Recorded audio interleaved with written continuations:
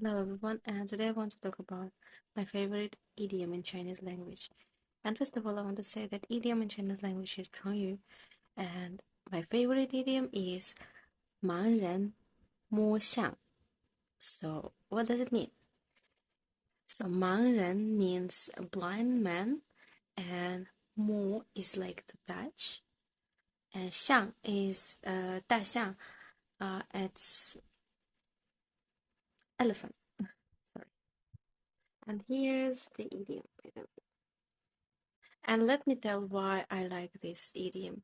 First of all, this idiom, I have a long story with it. Like, first of all, during my bachelor, I had a professor of English language, and she, like, she told us to memorize, to learn by heart one poem written by John Godfrey Sachs, as far as I remember his name, and it was written in 19th century. Yeah. And this poem is exactly tells us this story about this blind man who went to Hindustan and they wanted to touch an elephant, even though all of them were blind. And yeah, she told us to learn it by heart. So yeah, I still remember it. I really remember it. Even now, when I was telling it, it was just like reciting this poem.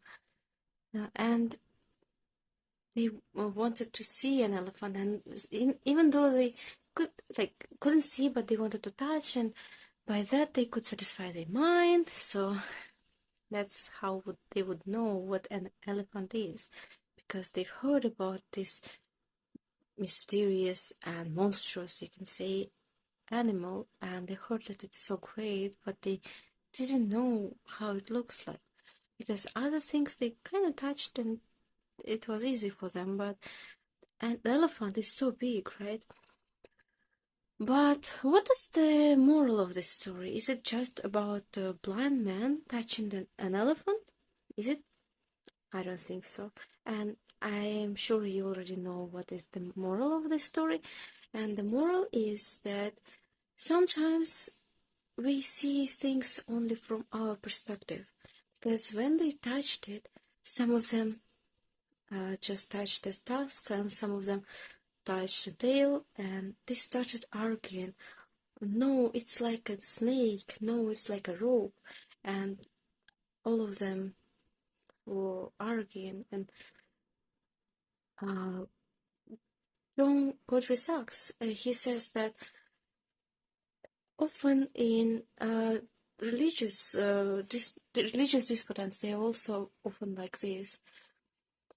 And he leads us to understand that mostly religious disputants and maybe different religions, they are like arguing about something they haven't seen, but maybe somehow felt a little bit, and it is only partially truth. But like as he says, partially they were right, but they all were wrong at the same time.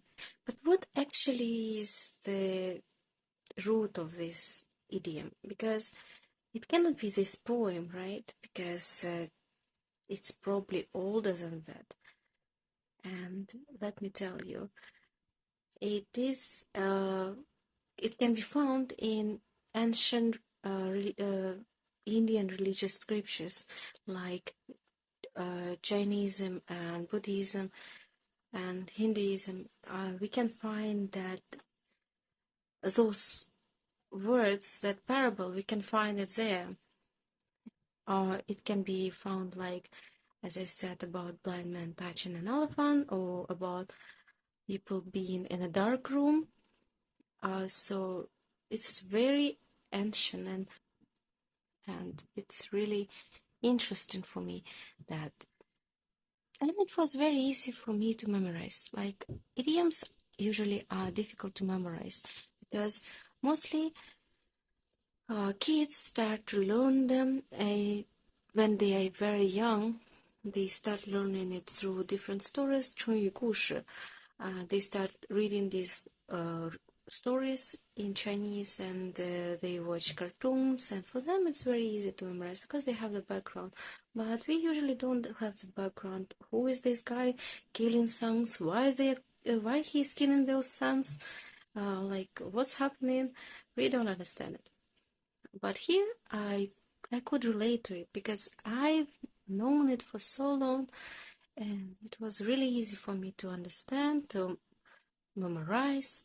Like, yeah, it's just a blind man touching an elephant, and it's easy. I know it, and I know the story behind it. Yeah, so that's my favorite idiom. I cannot even say favorite, but the easiest for me. Thanks for listening.